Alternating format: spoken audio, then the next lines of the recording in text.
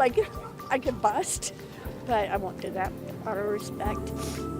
But if anything, I wish you guys all could have got to know them personally, the families, because they're so eachly unique, but so very kind, so very giving. Thanks for joining us here at noon, everyone. I'm Matthew Foltz. It's the day so many have waited for, especially the families of Libby German and Abby Williams, two girls who were killed more than 7 years ago. And this afternoon, we have a verdict. Richard Allen guilty on all 4 counts.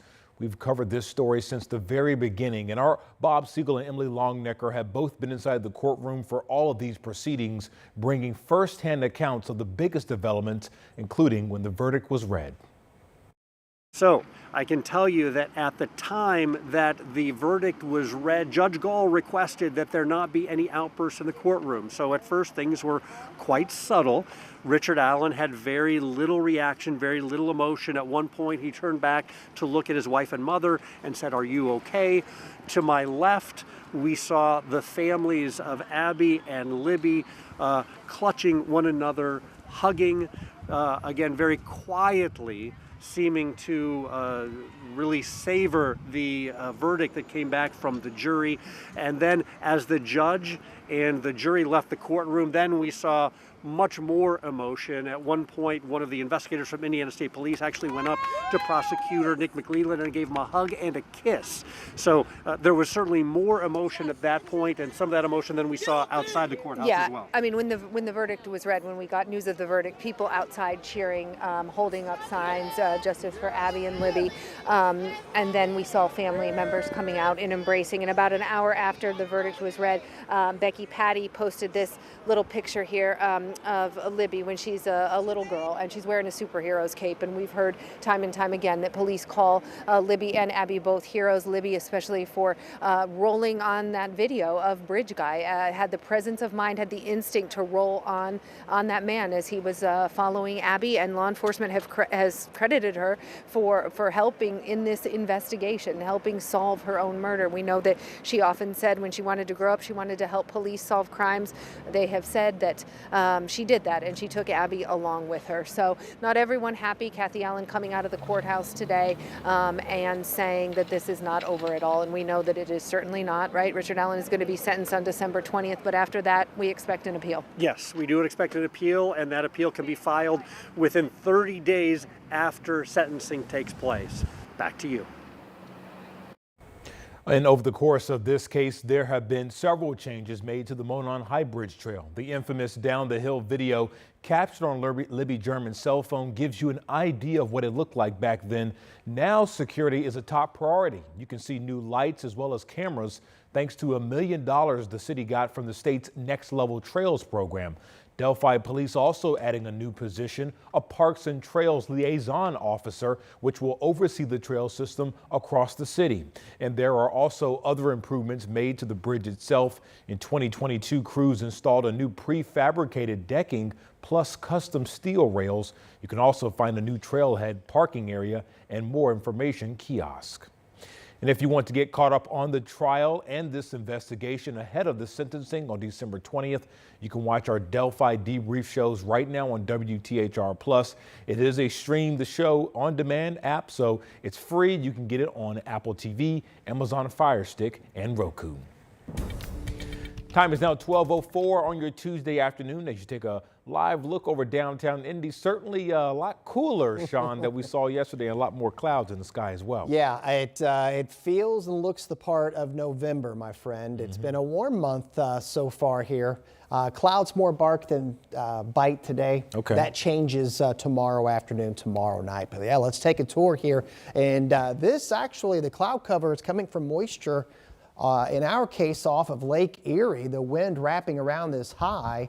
And yeah, this is a little bit of lake effect moisture that we're seeing. Not snow showers or anything like that, but in some areas it's overcast, and then that may hang around for another couple of hours before it gradually clears out. The farther south and southwest you go, better chance of catching in on the blue sky. You can see it's mostly sunny there in Nashville at 49, a little more cloudy in Greensburg, 49.